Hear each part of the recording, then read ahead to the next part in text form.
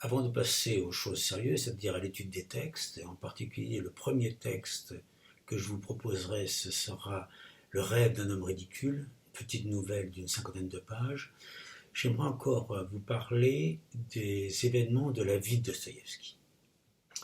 Dostoïevski est une personne attachante, généreuse, mais c'est une personne compliquée, torturée, contradictoire. Et on le voit dans son credo. Son credo, c'est une lettre qu'il a envoyée à Nathalie von Wyszyn, c'est-à-dire la dame qui lui avait donné sur le quai de la gare l'évangile avec à l'intérieur un billet de 10 roubles. 4 ans après, quand il est libéré du camp de travail, la première chose qu'il fait, c'est d'envoyer cette lettre à Nathalie von Wyszyn. Je vous lis le passage de la lettre. On a soif de foi, et on la trouve au fond, parce que dans le malheur, la vérité s'éclaire. Je vous dirai quant à moi que je suis un enfant du siècle, un enfant de l'incroyance et du doute, jusqu'à ce jour, et même, je le sais, jusqu'au tombeau. Que de tourments effroyables m'a causé et me coûte aujourd'hui cette soif de croire, d'autant plus forte dans mon âme qu'il y a en moi plus d'arguments contraires. Et cependant, Dieu m'envoie parfois des instants où je suis tout à fait calme. Dans ces instants, j'aime et je trouve que je suis aimé des autres. Et c'est dans ces instants que je me suis forgé un credo où tout est pour moi clair et sain. Ce credo est très simple. Le voici. Croire qu'il n'y a rien de plus beau, de plus profond, de plus sympathique, de plus raisonnable, de plus viril et de plus parfait que le Christ. Et non seulement qu'il n'y a pas, mais, je me le dis avec un amour jaloux, qu'il ne peut rien y avoir.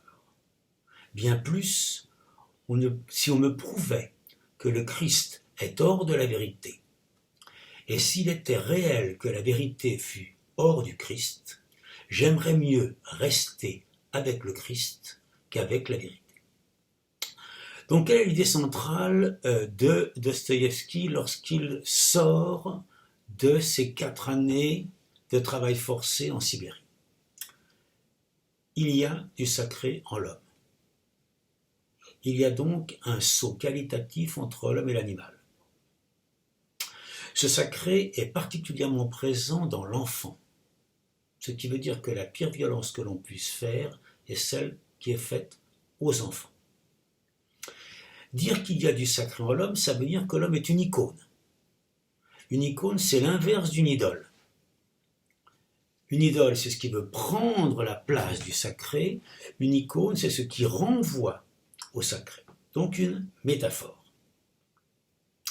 L'homme est donc théophore, et le sacré qu'il y a en l'homme renvoie nécessairement à une origine sacrée du sacré. Donc les personnes que l'on aime sont pour nous des icônes qui renvoient à Jésus, qui renvoient à l'absolu. Tout cela se résume dans la fameuse phrase de Jean, lorsqu'on pose la question à Jésus « Qui es-tu » Réponse de Jésus « Je suis le chemin, la vérité et la vie ». Mais inversement, en tant que modernes, nous ne pouvons plus avoir la foi spontanée, la foi collective, la foi sans aucun doute des époques antérieures. En tant que modernes, nous sommes pris dans des tortures spirituelles. Donc la foi sereine, la foi du charbonnier, comme on dit, n'est plus possible. La foi est devenue libre, mais elle est devenue déchirée, précaire, instable. Et donc nous sommes tous pris dans des processus de désorientation. Et tous les grands romans de Dostoïevski sont des romans qui portent sur les différentes formes de désorientation nihiliste. Et ça, c'est le point d'opposition avec l'humanisme athée. L'humanisme athée qui commence avec Feuerbach et puis qui se développe. L'humanisme athée qui pose comme principe qu'il faut lutter contre les injustices en Russie et que pour lutter contre les injustices en Russie, la première chose qu'il faut faire, c'est faire perdre la foi au peuple russe. Donc il faut que le peuple russe cesse de croire la lutte contre la religion est la condition de la lutte contre toutes les autres injustices. Pour Dostoïevski, ça veut dire que l'humanisme athée va mener au terrorisme. Et très souvent, chez Dostoïevski, on a une sorte de dialectique descendante. Le grand-père est croyant. Le grand-père a un guide spirituel, un tsaretz, qui est son confesseur. Le père est incroyant. Le père est influencé par les idées françaises, humanistes, progressistes, adhérent des Lumières. Le fils sera nihiliste et terroriste. Donc, 3 générations et une décadence. Alors, ces idées de Dostoïevski, il faudra les mettre en rapport avec les idées de Pascal sur la foi comme pari, les idées de Kierkegaard sur la foi comme expérience existentielle, et après Dostoïevski, quelqu'un qui va être très influencé par Dostoïevski et par Tolstoï, c'est Wittgenstein, avec l'idée que la foi n'a aucun fondement théorique, la foi est une façon de vivre, une forme de vie. Deuxième chose sur laquelle je voulais revenir rapidement, c'est sur l'évolution politique de Dostoïevski.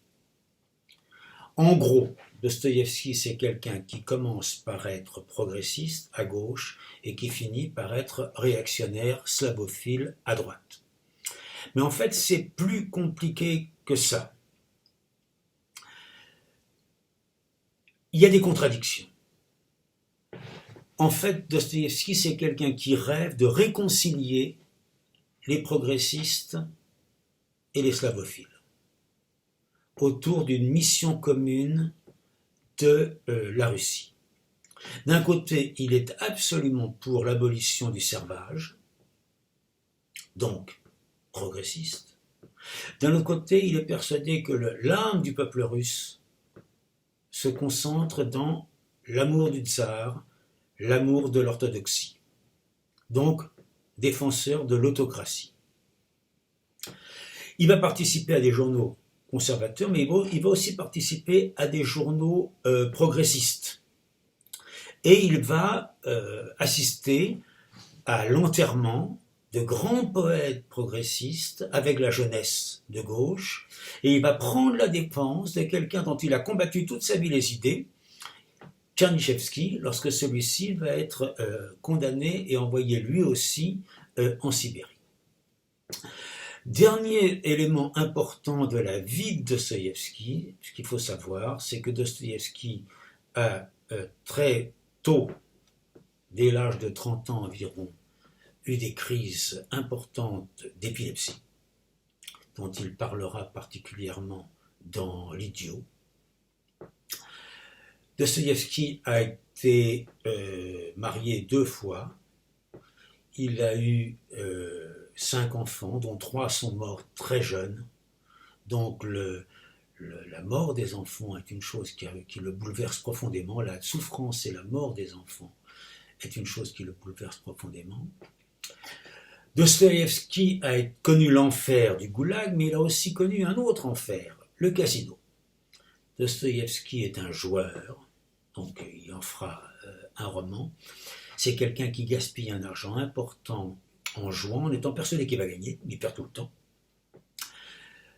C'est quelqu'un qui est constamment en dette, qui vit dans une pression face à ses prêteurs qui exigent d'être remboursés, et inversement, c'est quelqu'un qui fait constamment des dons aux pauvres.